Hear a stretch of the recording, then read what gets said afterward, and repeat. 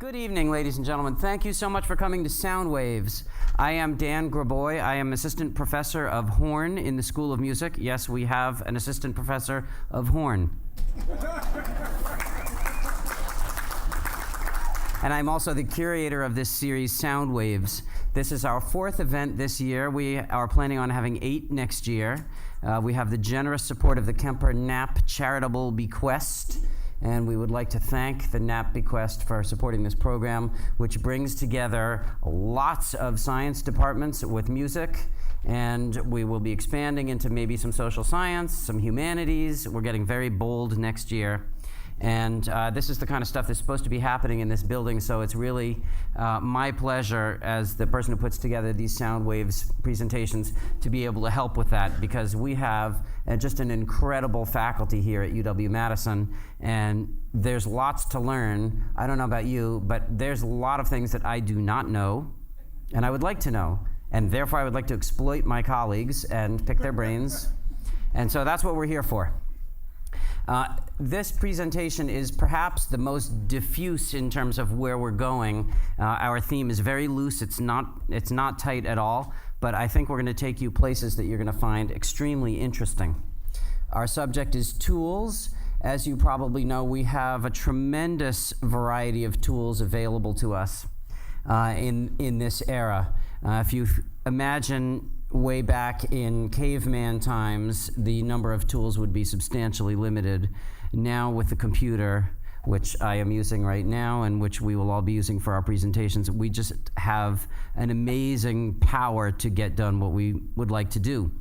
What I want to talk about today is the relationship between tools and style. Think of it as artistic style. So how do the tools that we use affect the styles that we see, that we hear, that we experience in buildings like this one? So let's start with a very simple tool. This is probably a tool that you all have in your garage or your basement, a saw.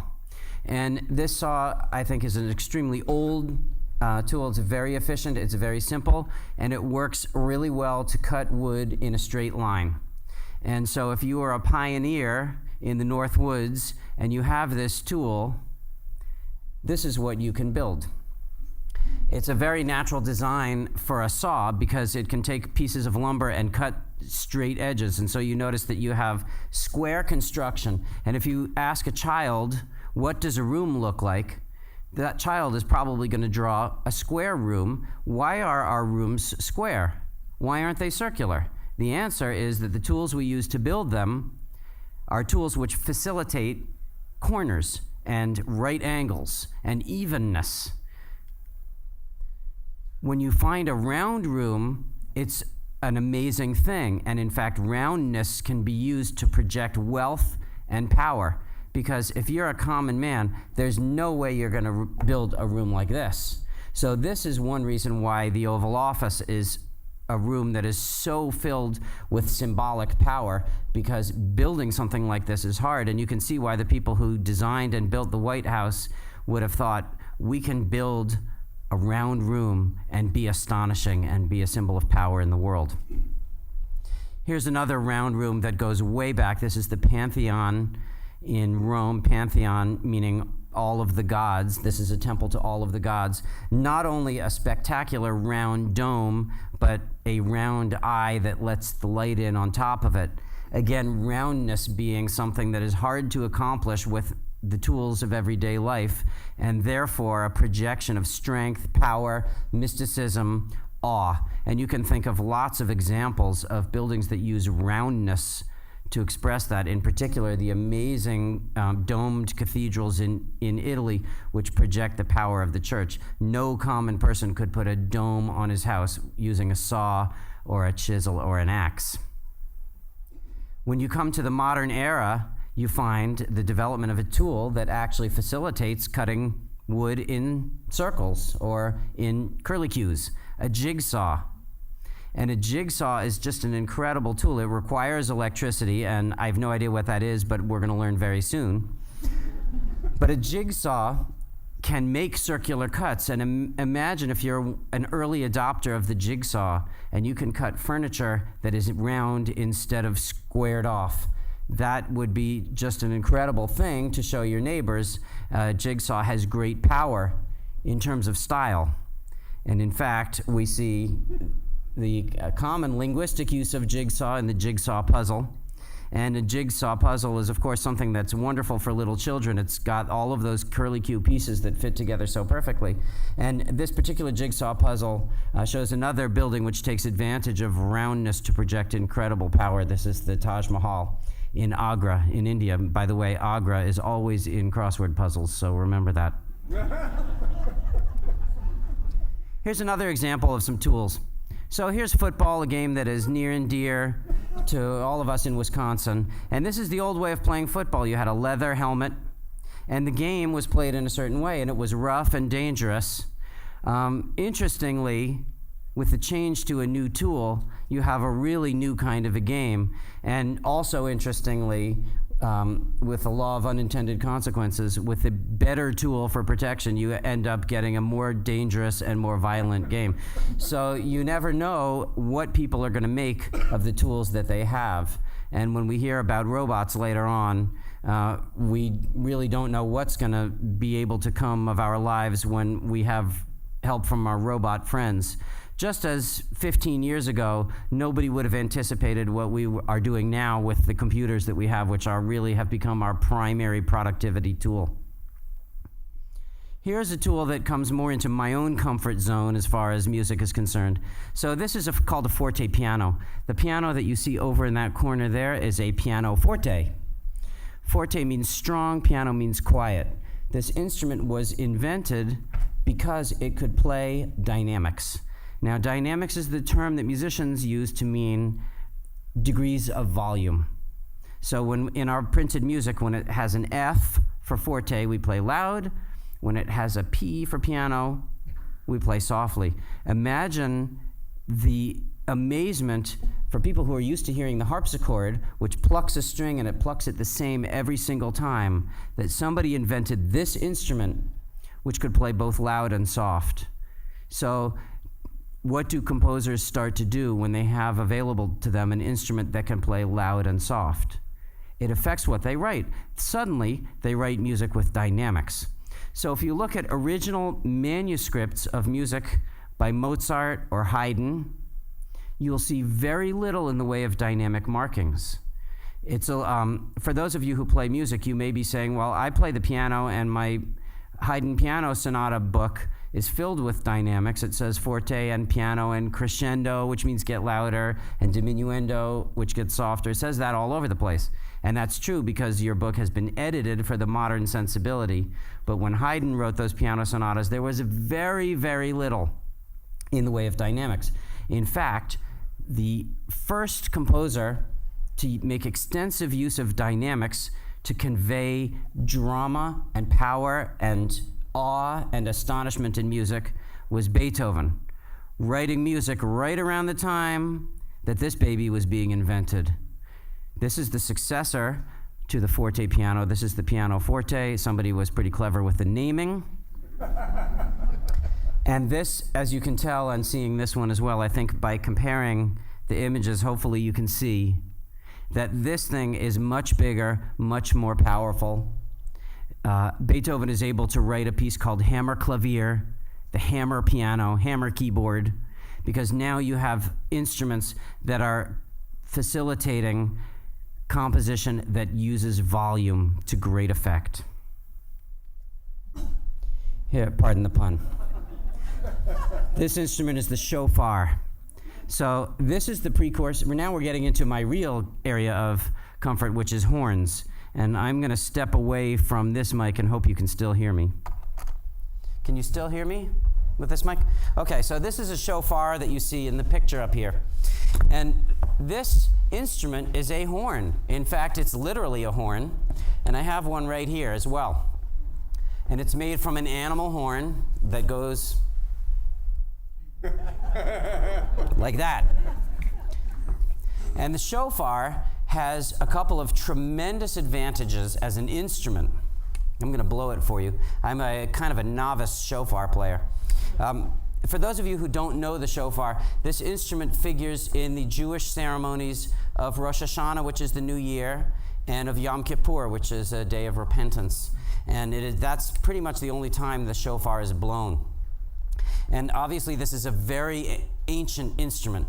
You take an animal's horn off of its head, presumably when the animal is in a state of parenthood. I mean, when the animal is gone. And you cut off the pointed end, which would be here. This would come to a point. And what you get is a hollow horn. As it turns out, there's various biological things inside, and as a result, it really stinks. I'm working on that, but they're famous for smelling terrible, which this one does. When you blow this thing, what you get is, number one, volume, and number two, a really cool sound.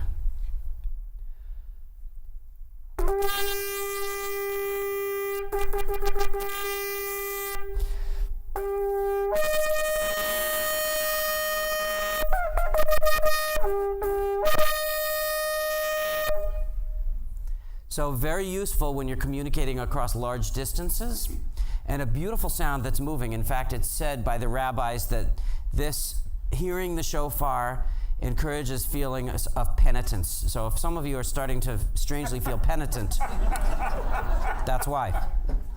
Now, if you're a composer of music and you know that there are horns like this out there, you maybe want to get your hands on that sound, because that's a special sound. It's beautiful and it's loud, and especially if you're writing for large groupings of instruments, you want a horn. The problem with the horn here is, number one, and probably the biggest problem, is that it is not regulated. Every animal's horn is a different length, and therefore every animal horn plays a different pitch. So this one plays here. Just taking another chance to play this thing for you because I love it. A longer animal horn would play lower, and a shorter one would play higher. So if you want to write for this instrument in an ensemble, you got problems because your piece that you write is in a particular key, and this may not fit.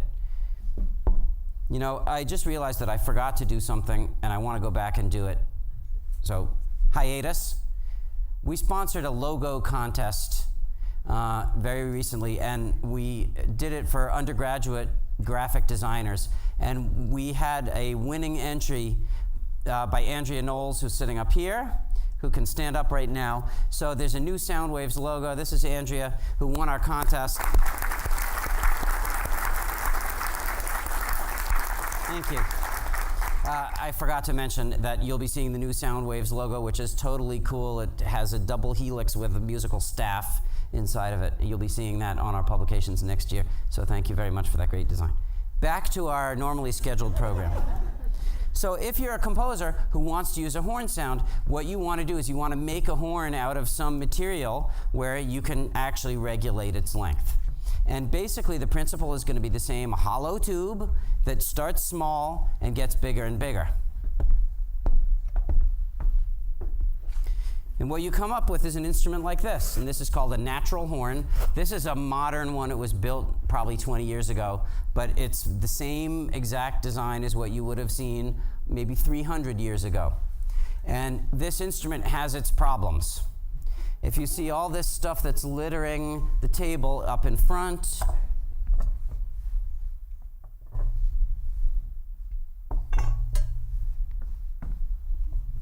this is a small collection of what are called crooks.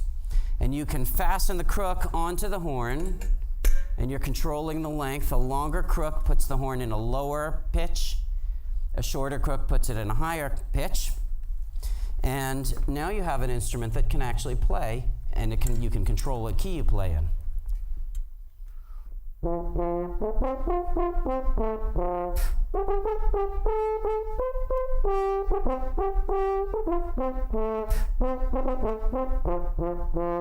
Now you may say to me, Dan, perhaps it's because you're just an assistant professor of horn, but you're really not playing very many notes. To which I reply, I don't have much of a choice. That's what's available to me.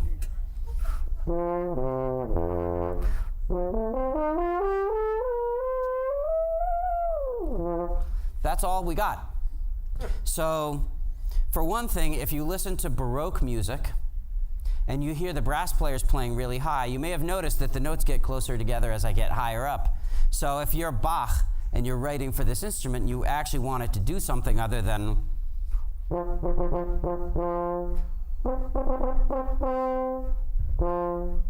you got to write high.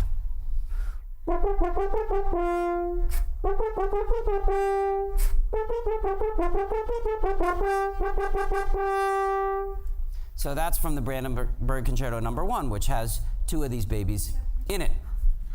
Now, I'm cheating a little bit because this note, actually, if I play it without doing any fancy business with my hand, I get, which is not in tune. And I have to bend my hand over to correct it.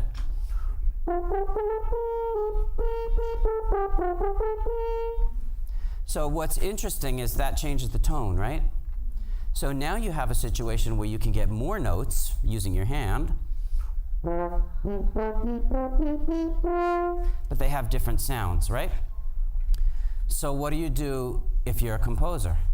You say, well, okay, I'm going to use those different sounds that the horn player can make, and I'm going to take advantage of it in my music. So what the tool forces upon you becomes incorporated into the musical style. So for instance, by Beethoven,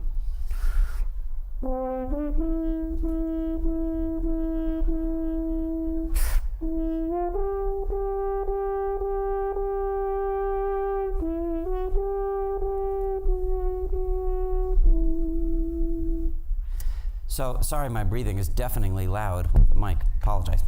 So, the fact that this instrument is constructed in a certain way because of the physics of blowing air into a hollow tube means that a composer suddenly has color available to him, and he can take advantage of that color. And the real prime example of the kind of genius composer who really makes use of that is Mozart, who wrote 4 horn concertos that we still have, one almost a whole horn concerto that we still have. A concerto is a piece for soloist and orchestra.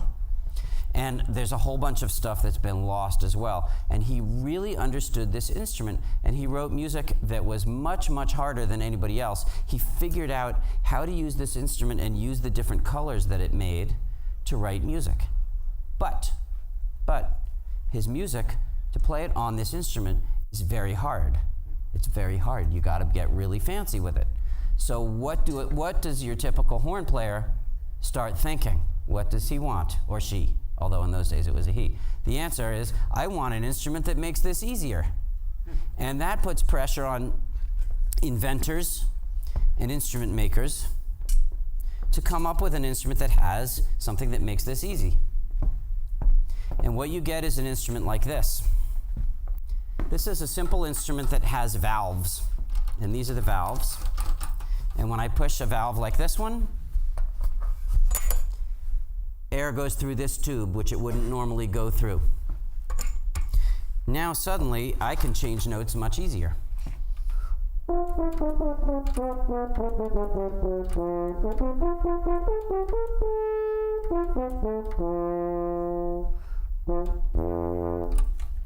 So this is a single horn. It's a horn with 3 valves, and it's pitched in the key of B flat, as for those of you who are musically savvy, meaning this note is a B flat, and the instrument uses the harmonic series based on a B flat. So now you have composers able to write much more chromatically. They're able to use the notes that are in the cracks. So instead of having to play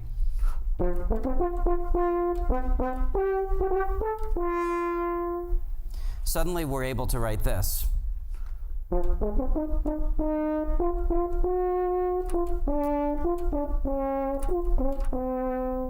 In fact, interestingly, the first composer to write for the horn with valves was Robert Schumann, and he wrote a piece called Adagio and Allegro, and it starts like this.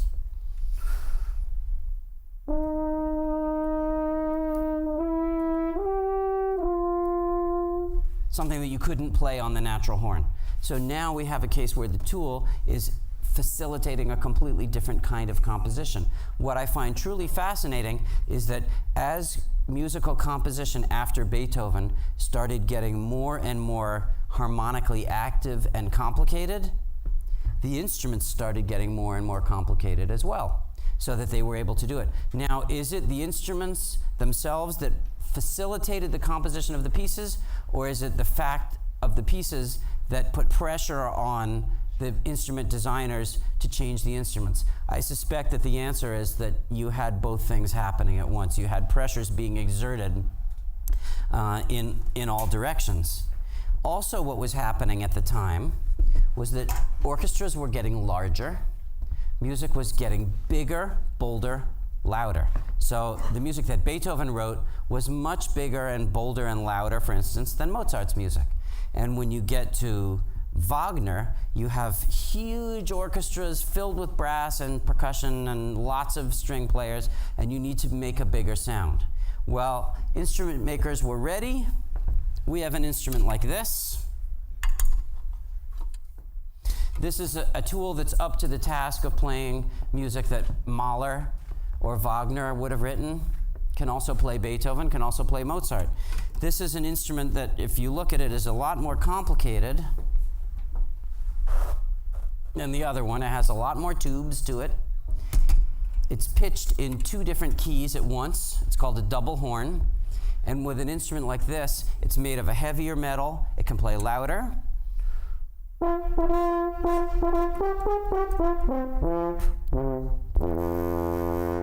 It can play lower much better than the single horn.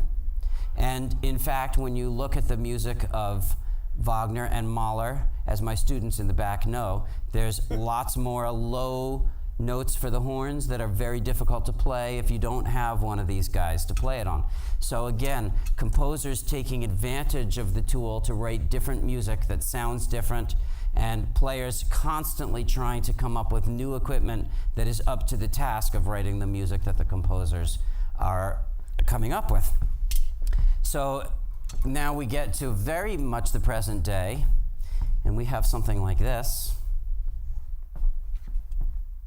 which is the horn that I play all the time. A triple horn, 3 horns in one. It's got a little teeny high horn.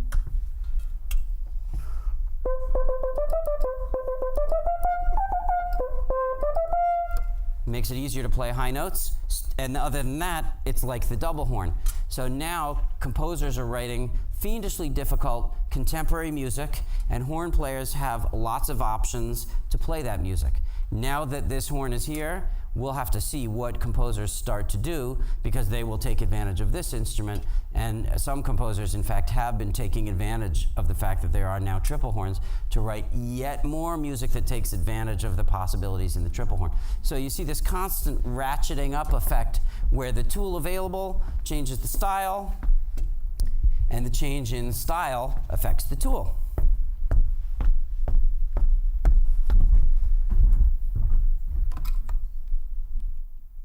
So which came first? I don't think we even need to say. We don't need to say which came first.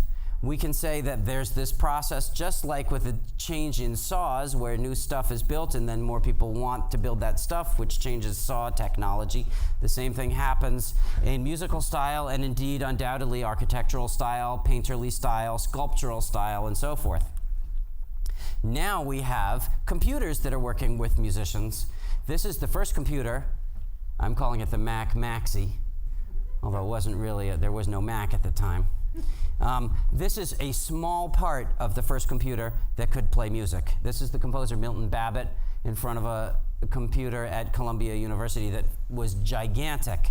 And now that we have these to combine with instruments, we have even more possibilities, and we don't even know where this is going to go, because the tools have become more powerful now when you can use a laptop computer, as you will be hearing from Mark Hetzler, to power your music. So really the sky is the limit. We don't know where this thing is going to go. But we know that as tools increase, style will look to use the tool for new purposes. And as that happens, tool designers will look for new ways to accomplish the difficult tasks provided in this case by composers. So that's Tools and Style. We're going to have a little bit of a move around while we get to the next talk and learn about electricity. And thank you very much. Thank you for coming. John Bosky is next.